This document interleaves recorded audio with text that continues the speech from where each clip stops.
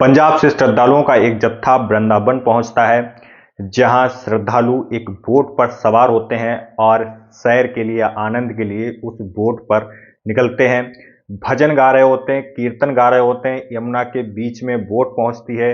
वृंदावन में आए अपनी भक्ति को वह जाहिर कर रहे होते हैं, लेकिन अचानक फिर क्या होता है कि बोट पलट जाती है और कई श्रद्धालु यमुना नदी में डूब जाते हैं और कुछ लापता हो जाते हैं। कुछ को बचा लिया जाता है। ये घटना कैसे हुई और किसकी लापरवाही इसमें तय होनी चाहिए, वह सब कुछ हम आपको इस वीडियो में बताएंगे। इसलिए आप वीडियो को अंत तक जरूर देखें। कैसे ये घटना हुई और किसकी जवाबदेही तय होनी चाहिए और क्या कुछ लापरवाही इस मामले में बरती गई, जिसके चलते इतनी बड़ी घटना हो गई और लगातार इस तरीके की घटनाएं हो रही हैं, उसका भी हम आपको जिक्र करते हुए बताएंगे। तो इसलिए आपसे निवेदन है कि इस वीडियो को अंत तक जरूर देखें। तो सबसे पहले बात करते हैं इस घटना की, जो कि 10 अप्रैल को 3:15 बजे होती है। वृंदावन के बांके बिहारी मंदिर से करीब 2.5 किलोमीटर दूर केसी घाट के पास एक बोट, जिस पर करीब 40 लोग सवार बताए जा रहे हैं। इसमें से 30 से 35 लोग पंजाब से आए श्रद्धालु थे, जो कि 132 श्रद्धालुओं के जत्थे का हिस्सा थे।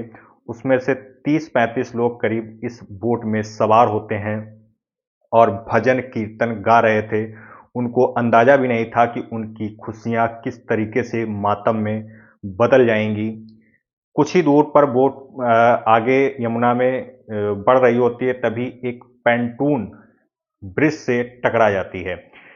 ये टकराती कैसे है? हवा का तेज बहाव के तेज हवा के कारण बोट बहकती है और पैंटून ब्रिज के एक पिलर से जाकर टकराती है और बोट पलट जाती है। बोट में क्षमता से अधिक श्रद्धालु सवार थे, जिसके चलते बोट का कंट्रोल पूरी तरीके से नहीं था और जिन लोगों की जान गई, जिन श्रद्धालुओं की जान गई, उसका सबसे बड़ा कारण है कि किसी ने भी, इस बोट में सवार लोगों में से किसी ने भी लाइफ जैकेट नहीं पहनी हुई थी। अगर वो लाइफ जैकेट पहनी होती तो शायद मरने वालों की संख्या इतनी नहीं होती, या हो सकता है किसी की भी जान ना गई होती। लेकिन किसी ने भी लाइफ जैकेट नहीं पहनी हुई थी और ऐसे में अब तक बताया जा रहा है, पहले 11 लोगों की मौत की पुष्टि हुई थी, लेकिन अब 2 जानें और गई हैं, ऐसा बताया जा रहा है। और मरने वालों की संख्या बताई जा रही है कि 13 हो चुकी है और 2 या 3 अभी भी लापता बताए जा रहे हैं। ये घटना जिस तरीके से हुई वह बेहद ही भयानक और दर्दनाक घटना है, लेकिन इसके पीछे कारण क्या है? कारण है, नंबर 1 लाइफ जैकेट का ना होना और नंबर 2 ओवरलोड। क्षमता से अधिक श्रद्धालु इस बोट में बैठे हुए थे, क्षमता से अधिक सवारियां इस बोट पर सवार थीं, जिसके चलते ये इतनी बड़ी घटना हो गई और श्रद्धालुओं को अपनी जान गंवानी पड़ी। ये पहला मौका नहीं है जब इस तरीके की घटना हुई है, इससे पहले भी लगातार घटनाएं हो रही हैं, लेकिन प्रशासन की तरफ से जो लापरवाही बरती जा रही है, उसके चलते लोगों को अपनी जान गंवानी पड़ रही है। इस घटना का भी जो मुख्य कारण है वह है लाइफ जैकेट का ना पहनना और दूसरा क्षमता से अधिक सवारियों का बोट में सवार होना। इसके अलावा भी क्या लापरवाही प्रशासन के द्वारा भी बढ़ती जा रही है, जिसके चलते इस तरीके की घटनाएं हो रही हैं, वह भी हम आपको बताएंगे। लेकिन पहले बात कर लेते हैं कि कब कब इस तरीके की घटनाएं हुई और उसके बाद भी सबक नहीं लिया गया। 18 जनवरी 2024 को एक घटना होती है गुजरात के बड़ोदरा में हरनी झील में एक घटना होती है, जहां स्कूली बच्चे पिकनिक मनाने के लिए गए हुए थे और एक बोट पर सवार होते हैं। उस बोट पर बच्चों के साथ साथ टीचर्स भी सवार थे और ये बोट भी झील के बीच में पलट जाती है, जिसमें करीब 14 लोगों की मौत होती है और जिसमें 12 बच्चे शामिल थे। यानी कि 12 बच्चे और 2 टीचर की इसमें जान जाती है और घटना का कारण वही ओवरलोड और लाइफ जैकेट का ना पहनना। अगली घटना होती है 7 मई 2023 की, केरल के तानूर में, मलप्पुरम के तानूर में ये घटना होती है, जहां 2 मंजिला नाव का संतुलन बिगड़ जाता है, जिसके चलते इस घटना में 22 लोगों की मौत हो जाती है। और इसमें भी ओवरलोडिंग की बात थी और इसमें सवार भी लोगों ने लाइफ जैकेट नहीं पहनी हुई थी।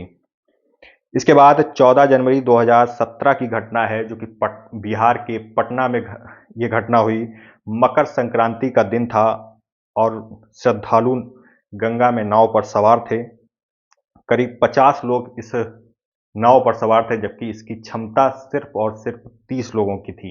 ये नाव भी पलट जाती है और 25 लोगों की इस घटना में मौत हो जाती है। मकर संक्रांति के दिन बिहार के पटना में ये एक बड़ी घटना होती है, जिसमें 25 लोगों की मौत हो जाती है।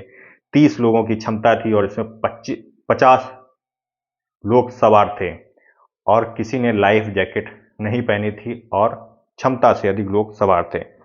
अगली घटना 26 जनवरी 2014 की है, जो कि अंडमान और निकोबार में होती है, जहां बंगाल की खाड़ी में पर्यटकों की एक नाव डूब जाती है। इसमें भी ओवरलोड थी, क्षमता से अधिक लोग सवार थे और लाइफ जैकेट नहीं पहनी हुई थी। तो ये कुछ घटनाएं हैं। इसके अलावा भी इसी तरीके की घटनाएं हुई हैं, जिसका मुख्य कारण लाइफ जैकेट का ना पहनना और क्षमता से अधिक लोगों का सवार होना है। तो इस तरीके से घटनाएं हो रही हैं, लेकिन लगातार प्रशासन की ओर से जिस तरह से सुरक्षा को नज़रअंदाज किया जा रहा है, उसके चलते ही ये घटनाएं हो रही हैं और प्रशासन इसके बाद भी सतर्क नहीं है। देश भर में अलग अलग जगहों पर घटनाएं लगातार हो रही हैं और लोगों की जान जा रही है, लेकिन इसके बावजूद नियमों को सख्त नहीं किया गया है, नियमों का पालन नहीं किया जा रहा है, जिसके चलते लोगों की जान जा रही है। वृंदावन में जो मरने वालों की संख्या 13 है, उसमें से एक ही परिवार के 9 लोगों की मौत हुई है, जिसमें से एक शख्स बच जाते हैं, जिनका नाम विजय कुमार है, और उन्होंने अपने परिवार के लोगों को अपनी आंखों के सामने मरते हुए देखा, उनको अपनी आंखों के सामने यमुना नदी में डूबते हुए देखा, लेकिन वे कुछ कर नहीं सके, असमर्थ थे उनको बचाने में, और उन्होंने अपनी आंखों के सामने उनके 9 परिवार के सदस्य डूब गए। किस वजह से? लाइफ जैकेट नहीं पहनी हुई थी और नाव पर क्षमता से अधिक लोग सवार थे। अब यहाँ पर प्रशासन की किस तरीके से जवाबदेही होती है? चल रही नावों का कोई फिटनेस टेस्ट नहीं हो रहा है, अगर हो भी रहा है तो उसका नियमों के खिलाफ वह कहीं ना कहीं है, यानी कि वो नियम को फॉलो नहीं कर रहे हैं और उनका फिटनेस टेस्ट कर दिया जा रहा है, और जो भी उनको चलाने वाले नाविक हैं वह भी उनको कोई ट्रेनिंग नहीं मिली हुई है, वह ऐसे ही चला रहे हैं, उनको कोई एक्सपर्टीज उनके पास नहीं है उन नावों को चलाने की। और दूसरी जो बात है, वह नावों में मोटर लगाकर नावों को चलाया जा रहा है और उनका कोई सर्टिफिकेट नहीं है, यानी कि ऐसे ही ये सब कुछ चल रहा है। और हर देश के सभी हिस्सों में लगभग इसी तरीके से नावें चल रही हैं, जिनमें मोटर फिट कर लिया जाता है और उनको पानी में उतार दिया जाता है और सवारियों को ढोने का काम ये नाव करने लगती हैं। सीधे सीधे यहाँ पर प्रशासन का दखल होना चाहिए।